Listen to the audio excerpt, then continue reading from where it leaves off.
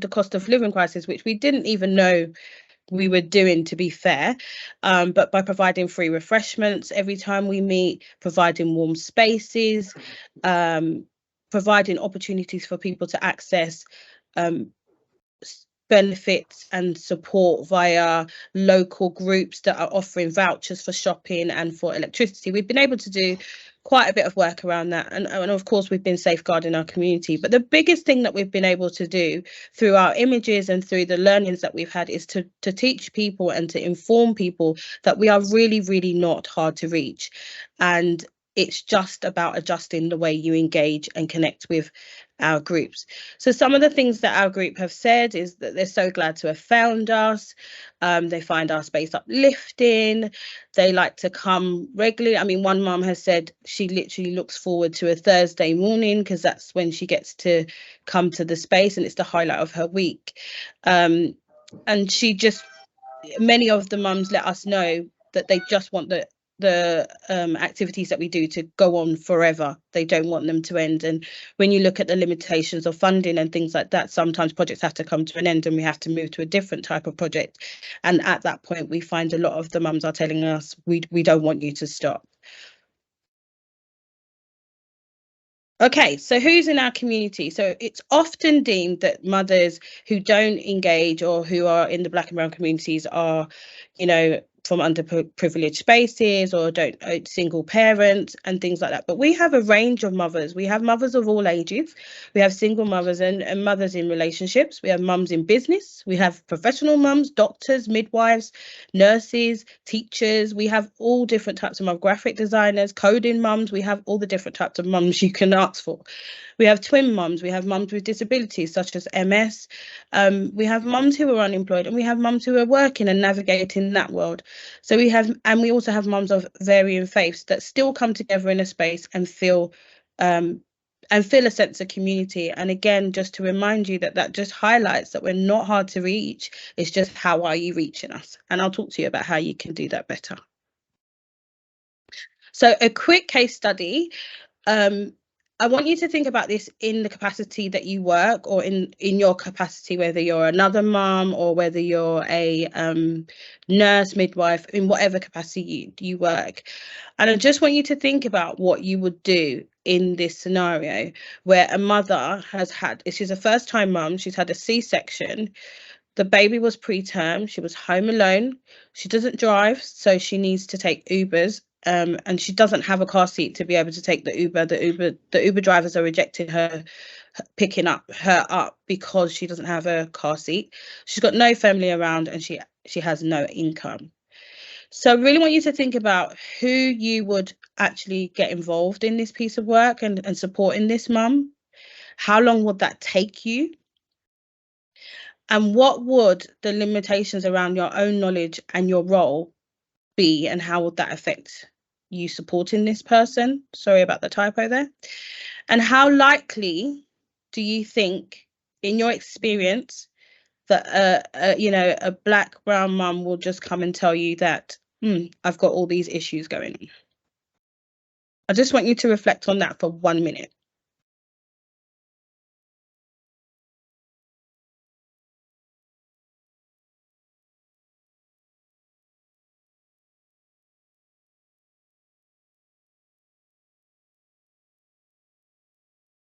Okay, that was less than 1 minute, but I know we're short of time. I did want us to talk about it and have it in the chat, but I'm going to move on. So this is what Mummy's Day Out was able to do. Mummy's Day Out was able, within 24 hours, to get this typo.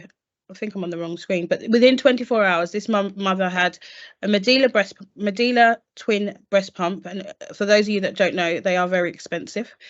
And it had brand new bottles. She had a car seat, a carry cot, and a pushchair. And I don't say this to make you feel like you're unable to support the person, but it would be really important that you know where you could get that support and whether or not you would have signposted that mum to a network like Mummy's Day Out to connect with us, and she would feel safe and supported to access our support and for us to be able to meet her needs. In actual fact, in this scenario, she was signposted by a midwife who her role limits her from supporting her in the way that she needed. She needed money, she needed items, and there was no way the midwife could go outside of her role and provide those things. The only thing she could do was signpost her to a community where she felt safe and comfortable. The people looked like her, and we were able to ensure that she got the items. Now, as the leader of the group, of course, we followed data protection. We looked at, I made sure that things were safe and they were not, you know, broken or damaged or dirty. The breast pump, all the filters and all the parts that touched the mother were replaced and bought brand new and sent to her. And I just like to highlight this example just to let you know that sometimes you have limitations in your role, but there are other organisations out there. But if you don't know about them, you can't actually signpost into them. Okay. So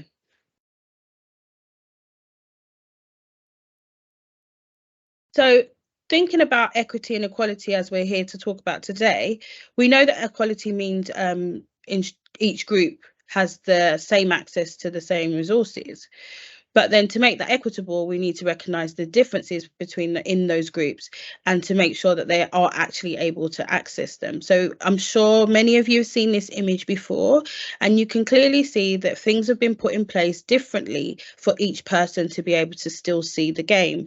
And I think it's really important that in every situation that you're presented with, that you think about, okay, yes, I want to make sure that everybody has access to this, but then I understand that there are some people that don't have access to this for several different reasons, and I will tell you some of the reasons that our community have told us they do not engage. So lack of engagement with the statutory services are often because they don't feel listened to.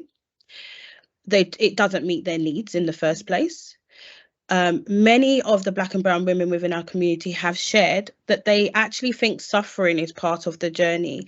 And as part of their upbringing, it has always been sort of dealt to them that they need to be strong Black women and be powerful and overcome all the hurdles of life. And showing vulnerability is not something that they're often encouraged or seen in their community. And so when you now go into a statutory service and someone says to you, how are you doing, or how's your mental health, or are you not, you're just going to say, I'm fine, because I am fine. But actually there's a lot of work that needs to be done around supporting Black and brown women to feel confident about being vulnerable.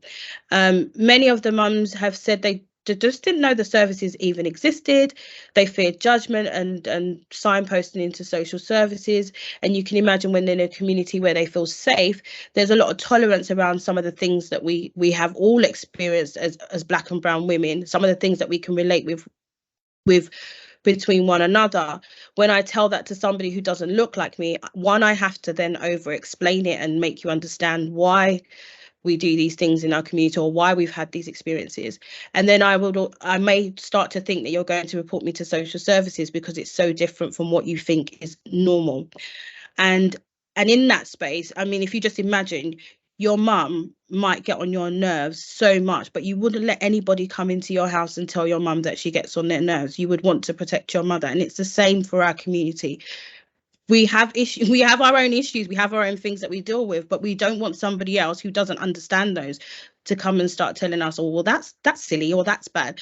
There's a bit of protection of our community there, that we don't want those criticisms. We want you to understand, but then, and we know there's some things that we don't like, but we don't want someone else coming. Some people don't like someone else coming and having those same opinions about their community. Sometimes we're not engaging because there's no representation. If you're facilitating something in a space where I've had trauma, do I really want to go back there to get the help for the trauma that was caused in that place? Actually, probably not.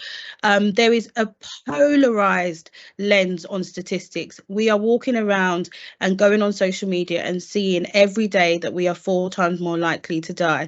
And when you look at those statistics and you see that it runs through every single area of healthcare or services, we're not represented, we have these stats against us. Those things make us think, actually, maybe I don't want to go into that space. I just want to figure it out on my own. And sometimes we're not engaging because of someone else's negative experience. And I tell you, WhatsApp groups are so powerful. If somebody puts in a group that that shop was not good, you're probably not going to go to that shop. And it's the same with statutory services. If someone has a bad experience, they're unlikely to suggest it to somebody else, and therefore other people may not engage. Okay, so I'm going to stop sharing my screen. Oh, I nearly ended the call. And I'm going to invite Abigail, Trudy, and Jess, if you just want to unmute. Hi. Hi. Hey, thank you so much for joining today. So because we're so short of time, I'm going to try and ask you the questions really quickly. So to everyone in the room, in the group, these are 3 lovely mamas who have agreed to come on today just to tell you about their experiences briefly and how the services have met them where they are, or how they've found Mummy's Day Out. So if I start with you, Jess. Hi, Jess. Do you want to just tell us about your experience and how Mummy's Day Out has been involved in that? Yeah, sure. So hi everyone, I'm Jessica. I'm a mum to one 19-month-old.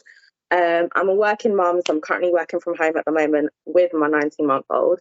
And Mummy's Day Out has literally, and Rachel obviously knows my story, but just to give a bit of a background, Mummy's Day Out has been like life-changing for me because being pregnant, I think I had a great pregnancy, to be fair.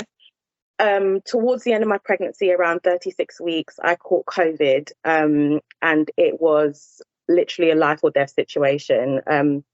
I had to have an emergency C-section, and then immediately after having that, I was rushed into intensive care because both of my lungs collapsed. So I was away from my newborn for about 2 weeks. I was away from my husband. We couldn't see each other. So as you can imagine, it was extremely traumatic. But the services that NHS provided, specifically Homerton maternity, Homerton delivery, were amazing. They helped me to feel safe, and they encouraged me to seek some sort of therapy after to help me process the trauma. I had an immense, crazy,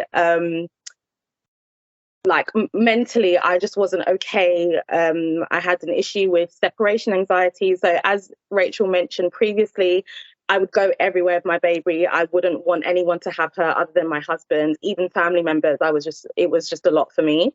And so I actually knew about Mummy's Day Out before I even got pregnant. But when I got pregnant, that's when I kind of got a little bit more involved and wanted to know what was happening with this organisation that was specifically made for mums, specifically for Black and brown women. So I think about 6 months postpartum, I joined the Mum Walk. And it just helped me tremendously mentally because I was able to connect with other mums. I was able to share my experience. I was able to hear about experiences from other mums as well. We were able to find common ground. I was able to get advice and tips and things that I wasn't even taught or was prepared for being a mum. And I've learned so much, and till this day I'm still connected to the community. I still meet up every Thursday. I might have been the one that mentioned about that comment, Thursdays being like the highlight of my week, honestly, because as a mum, you can understand that it's difficult to have time for yourself. You're a mum 24/7.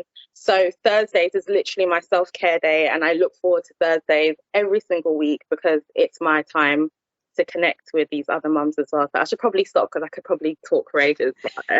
Thank you so much, Jess. Thank you so much. And it's been great having you as part of the community. So I'm going to go to Trudy. So Trudy's part of our community via WhatsApp. So Trudy, how have you connected with us, and how's that helped you with accessing services as well? Yeah, I mean, Mummy's Day Out has been a fantastic tool for me. And I joined the group just before I had my child as well. During the time that I had my child, obviously we were in a pandemic, because my child is just 20 months, so it's just a month older than Jessica's. So we're in a pandemic. It was a time where obviously things like my partner wasn't allowed to access appointments with me. It was my first baby. I wasn't attending any classes, and any classes that I did do were online classes, and everybody that was represented in those groups were just not like me.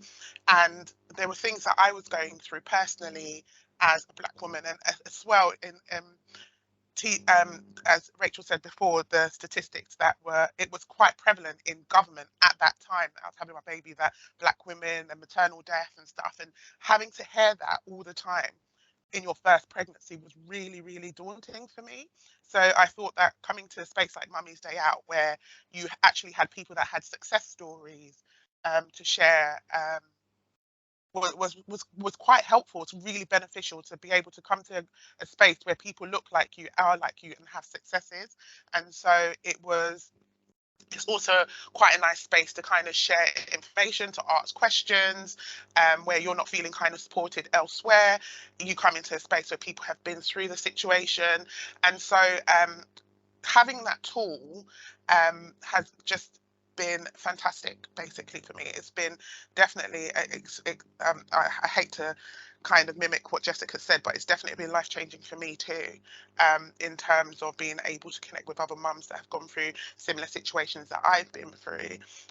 My birth was, I wouldn't say traumatic, but I did actually end up going to emergency cesarean with my daughter.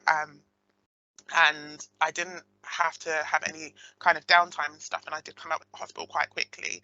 But again, I feel like the statutory services postnatally failed me a little bit, because there were things that I was scared to do, like go to the loo and things like that, because you're withholding, because you don't know what it is that you can and can't do in terms of going to the loo. And that's just, it sounds really weird, but it's quite normal, especially my first child. I've had a C-section. Am I going to open up my wounds? Am I going to do this and that? So I withheld, and being able to kind of talk to other mums about that as well, and just say to them, you know, what am I doing? What should I do? And people giving me advice in terms of, you know, using X, Y, and Z. But for me, it was a bit late, because I had already tried and created other issues for myself, i.e. piles and things like that. But speaking to other mums that had gone through it and said, you know, but these are the kind of things that we would have done next time, has actually prepared me. I'm pregnant at the moment with 2. And so it's also been quite good to kind of speak to other twin mums in the group. Yeah, it's just a fantastic space. I would just say that it's the fact that going to these places, you know that you're going to be represented, you're not going to be kind of discriminated against. You know, there are things culturally that you can kind of share, because there are people within your culture in that group as well, and they will be able to understand it better than if you went and told somebody in the statutory services. Just because I just feel, not that they're not quite as informed in our cultures as we would be, because we've grown in them, we've lived them. And so it was just kind of nice to kind of have that space. Thank you so much, Trudy, for sharing. Sorry. Really appreciate you sharing your journey. And yes, going to the toilet after having a baby is something that needs to be plastered on the folder that you take home, or whatever you take home. So finally, I'm just going to ask you, Abigail, since being part of the Mummy's Day Out space, and you've been involved in so many other things, from coming here, like research and telling, you know, services how to meet your needs. Can you just tell us really briefly about how that's gone? So I knew about Mummy's Day Out before I became a mum. I mean, you couldn't be on Instagram and not see them, let's be real. And then I was just like, oh, I can't wait to join. There's a few mummy groups, you know, with Black and brown mums, but Mummy's Day Out stood out because the colour, it looked vibrant. And when something is vibrant, especially in your community, you want to join, right? And so when I gave birth, I also gave birth in the pandemic. The care was good, but the postnatal care was horrible, absolutely horrible. I had an emergency C-section, and then I caught an infection, and I literally had to, you know, take my child to the MAU, which is the maternity unit, myself, after like 7 days of having her, and then 8 weeks after that I caught COVID. So it was quite a traumatic experience. after having my daughter. But one thing about Mummy's Day Out that never failed was obviously the checkups and the avenues that I've got into now, because I do various things and I'm also a teacher. You know, sometimes when you become a mum, your job or your role has to change because you have to accommodate your family, you have to accommodate your children. And I think for me at first, I just wasn't sure because there wasn't enough information out there of how I could navigate myself. And that's where Mummy's Day Out really changed everything for me. I was able to get into research and I was able to, my voice was able to be heard, because when you've gone through so much traumatic things and then you keep them to yourself, eventually it'll start playing with your mind, and then you think about your next pregnancies, and then you also don't want to give bad advice to new mums that are coming in. So sometimes you'd want to keep quiet, which is not fair, because at the end of the day, it's good to share experiences. But through Mummy's Day Out, I've been able to join research. I've been able to get my voice heard. And that's not just people in London. All over UK I've got involved, and it's given me other avenues. Like the other day I was able to speak about people in the community with dementia, and you're probably thinking, what, how does that even link? But it links because it's the community that I come from that probably won't be heard, and it's using me as a tool to help others. So it's immensely helped me to where I am. And let me not forget the events, because there was a children's event over Christmas, not last year, the year before. And I thought it was just mostly going to be for kids, but I enjoyed myself more than my own daughter. And it was good. It was really, really good. And so it's been a huge blessing. Yes, 5 minutes. Yeah, it's been a huge blessing. And so, yeah, I'd like to thank you, Rachel, for creating something so big, because I'm telling you, it without it, I don't know. I just don't know. So that's me. Thank you so much to all three of you. And there's so many nice comments in the chat, so do check it out. I really do appreciate you all. Thank you so much for coming on and sharing. I'm going to share my screen again and get back to our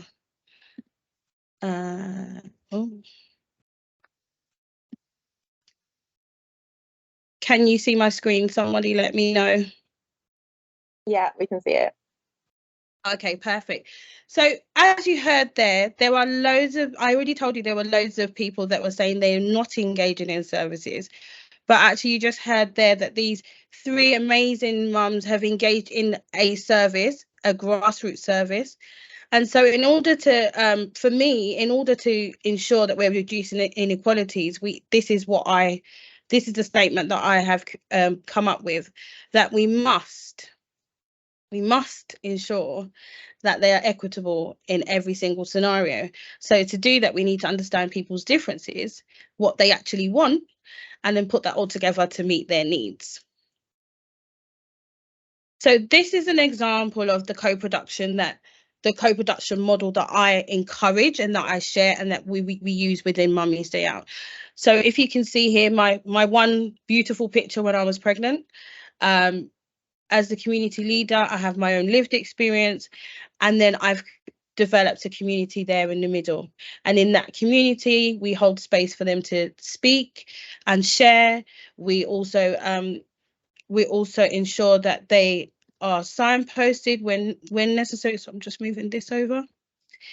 When necessary, but we've built trusted relationships so that we can actually do the signposting when necessary. And we co-produce their safe space. So it's always co-produced. They're always telling us what they want and don't want, what they like and don't like. So how does that then relate to a service? And when I say service, that could be a research organisation, it could be the NHS, it could be another community group.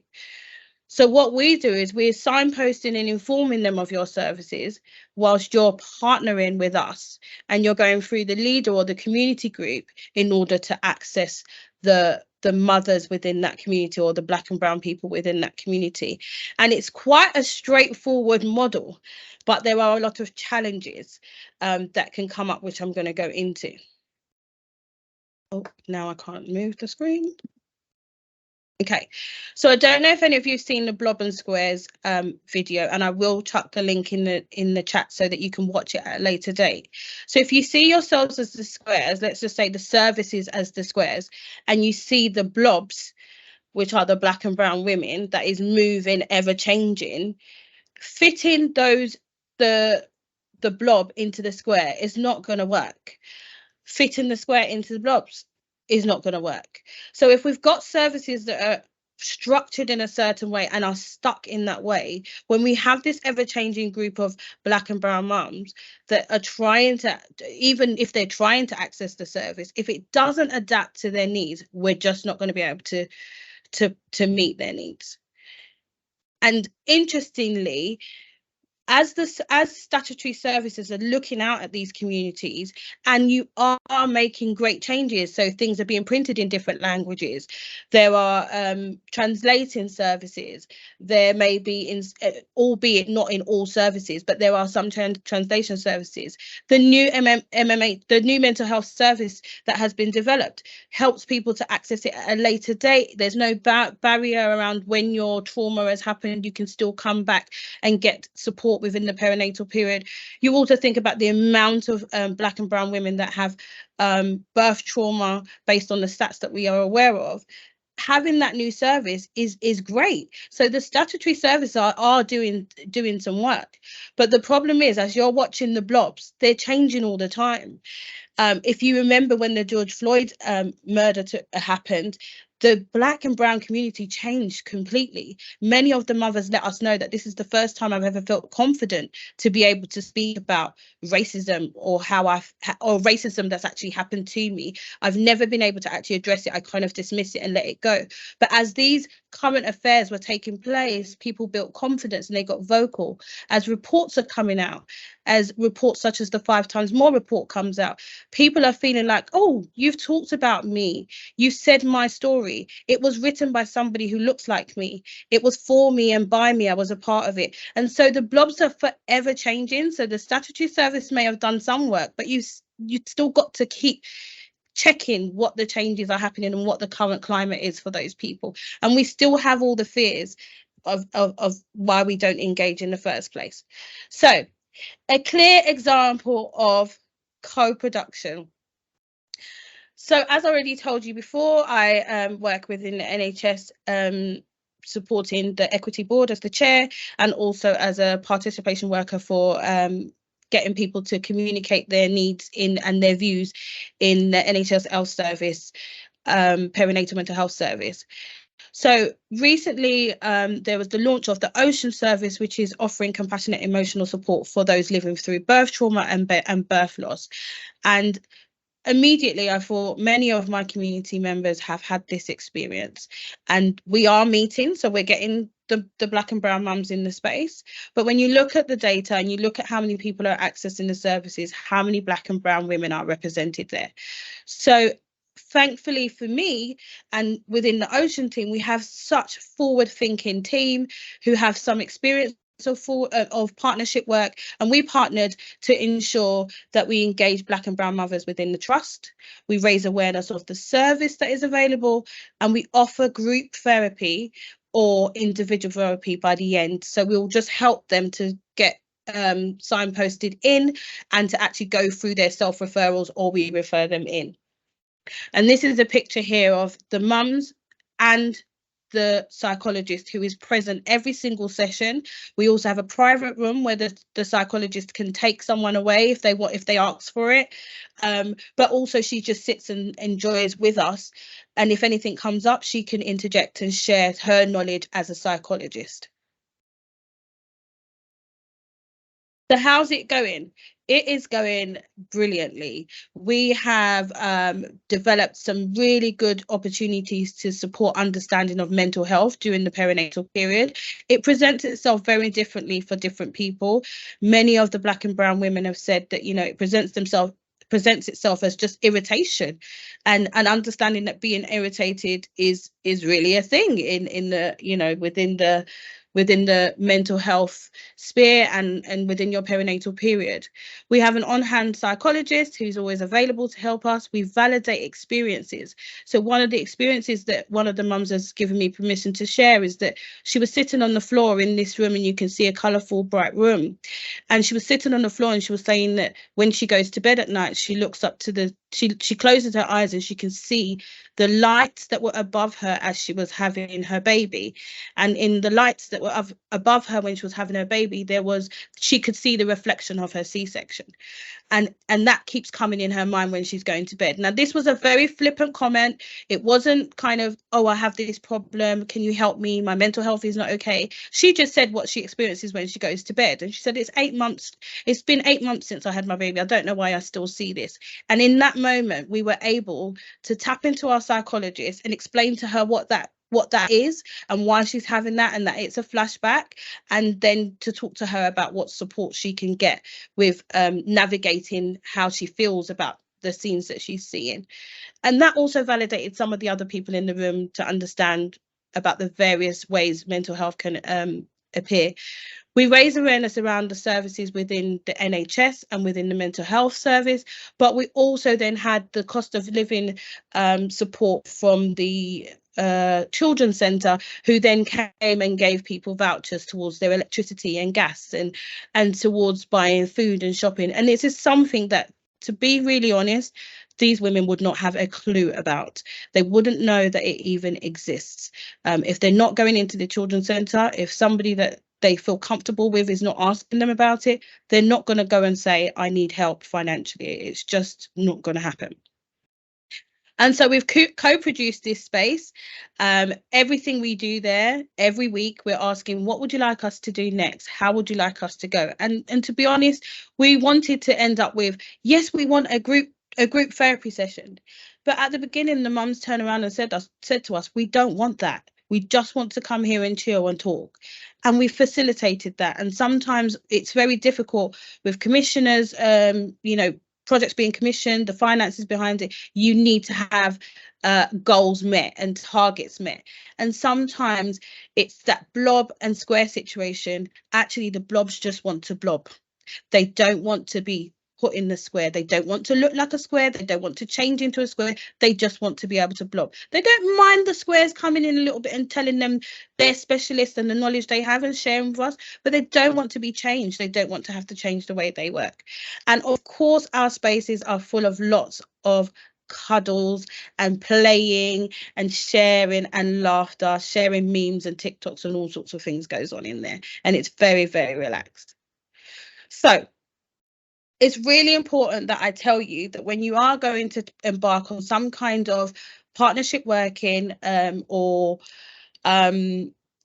partnership working and co-production, you need to make sure that the relationship is reciprocal. So if you go to another community group, how are you making sure that they are benefiting from it? How are the people that are engaging with you benefiting from it?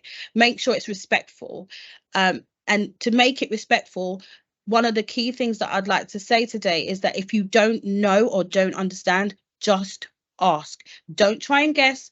Don't try and make it up, because that's where a lot of the disrespect can happen. The limitations, this is really important that we understand the limitations. When you are part of a statutory service, there are limitations on your role. There are boundaries that you need to set when you go into this space. I'm here as to be a part of your space, but I can't keep a secret if you was to disclose abuse. And setting those boundaries when you immediately come into a space are really important, and doing that alongside the person that's leading the space, so they can tell you how to do that safely, so they can tell you that it doesn't affect the relationships you had, are really important thing to consider when you go into community group spaces. Know your desired outcomes, but remember that if the blobs don't want to go to your desired outcomes, that's also okay. And then we need to go back to the drawing board. And that drawing board consists of asking them, what do you want and what do you need, and checking what your service can actually do within your capacity. And the final thing I would say is that it needs to be sustainable. So if you create these spaces, if we create these walks, and that you're not given the money to make this space happen on time, many of the grassroots organisations are not big, they don't have loads of money to cover costs. So if you don't give them the money in time, they can't do the project. If you don't give them the money to make it a long project, the project ends, and then you still have all these Black and brown mums left out there not accessing your service and not having any services anyway. So it's really important to consider. The final thing I'm going to share with you really quickly, because I did want to give a chance for some questions, is this. Oh, where are we going? Okay, so the final thing I want to share with you is an example of, oh no, just pressed the wrong button. Sorry.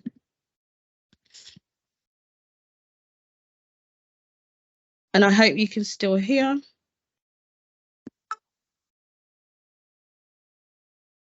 I'll start. I am. I was going to say I am organised, but I'm not. That's the whole point. You're determined to be that. That's one of my words. You're permanent. You're permanent.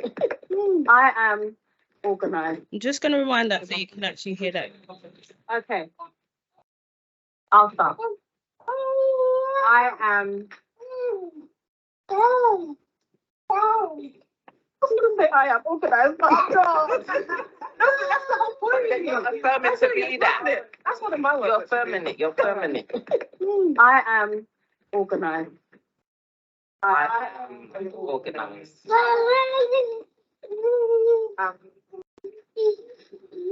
Good things happen to me. Good things happen to me and bring me. I am healing from pain. I am healing from past pain.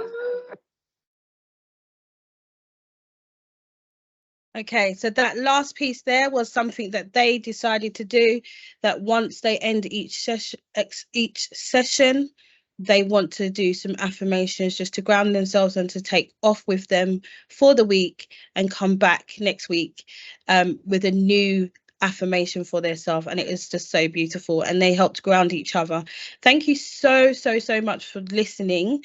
I know that was not very easy because there was a lot of moving around screens, but if anyone's got any questions before we need to leave the room, I'm happy to take them.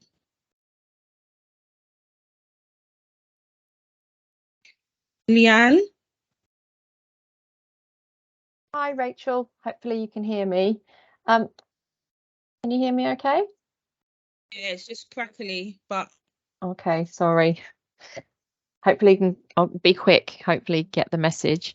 I'm from the charity Aching Arms, and we support parents after pregnancy and baby loss. And I'm actually going to be doing some training with Barnet Trust, including the Homerton. So I want to invite you to see if we can link up while I'm over there. But secondly, was wondering about the Oceans group, and I could see lots of mums with babies, but what do you do for, is there activities or support groups for mums who have sadly lost their baby and are still not, don't have their mother babies in their arms yet? Yeah. That's a very important question. There are, within Ocean, there are different groups. I was meant to say this. There are different groups. So there are groups for loss. And in those groups, once they do the assessment, they decide whether somebody will go into this group or that group. And if it's a loss group, there's actually a specific group around loss where mums can come together. There's specific group for Bangladeshi women and women of Asian background.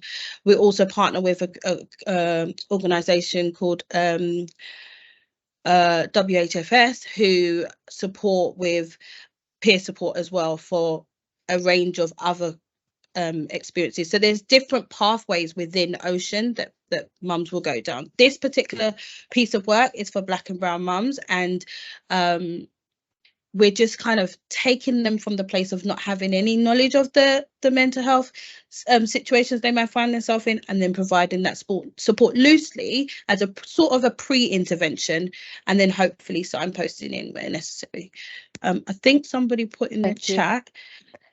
No problem. Somebody put in the chat about not knowing what to ask, and I think that is such a good point to make. You have to be confident to ask the question in the first place to be able to ask it, and I know it can be really difficult, and so it's around asking, what would you like me to do in this scenario, or what do you think you need, or even just saying these are all the options, which one do you think you would like to explore further with me, and having that type of conversation if you're not sure.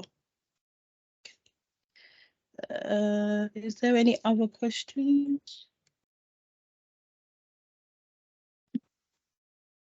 Do you support mums after postnatally? Yes, we do. We support mums with teenagers, we support mums with newborns, we support pregnant people. We even have people come who don't have children yet, so mums in waiting. So yes, we do support those. The proof we use the produce ideas. Okay, any other questions? What's your view of white person? Okay, so using the term black and brown, I think that at the moment we know that people don't want us to use the term BAME, and that was what we all used, and for many, I must be honest, for many black and brown women, it was good to see that you even used the words black, Asian and minoritized groups. But as we've gone on and as things have changed, and as I said, the blobs are always changing, the views on that have completely changed. And there have been some clear examples where using the term BAME has highlighted that the difference between how black and Asian experiences actually are. So I'm just going to wipe my nose because my nose is running. And so it's really important that